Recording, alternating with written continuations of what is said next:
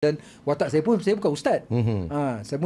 Saya hanya ada bapa mertua yang sebenarnya ustaz. Saya bekerja dekat situ sebagai pengetua dan dipanggil ustaz. Tapi dia jahanam lah.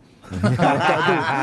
Itulah kisahnya saya buat. So, bila dah buat nombor 1, bila dia dah up, session minta atau permintaan minta nombor 2. Saya antara orang yang mula-mula tak nak buat. Saya kata cukup 1, cukup. Oh ya. Sebab niat asal saya suka skrip tu.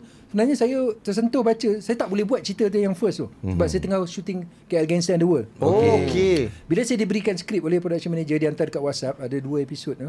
First kali saya baca, saya tak tahu pun watak apa saya di offer. Saya baca dialog Nur tu dulu, doa dia. Doa seorang yang berwatak pelacur ni selepas main subuh dekat lorong. Dia minta Allah keluarkan dia daripada dunia ni, dunia lorong tu kan. Oh, yang itu saya menangis. Saya baca, saya mengalir air mata. Saya kata, sedapnya cerita ni, ruginya kalau tak buat. Terus saya cakap dekat production manager, saya kata, aku tak ada time, jadual aku susah nak buat cerita ni. Tapi aku nak cerita ni. Aku tak nak nanti cerita ni keluar, aku tahu aku tak dapat tengok cerita, aku tak dapat buat cerita ni. Dah baca sikit dah ni kan. Tapi watak apa saya tak tahu lagi. Tak mungkinlah saya watak Nur tu kan. Bukan perempuan. Tak kena buku jantan. Ya Allah. Jangan. Dia boleh buat tau. Dia boleh buat.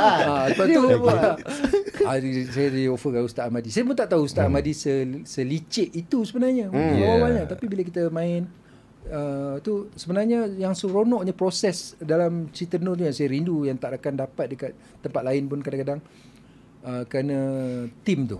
Saya ada Cikgu Fatih, apa semua. Assistant director dia siapa tu? Assistant Uci. Uci. Kita ada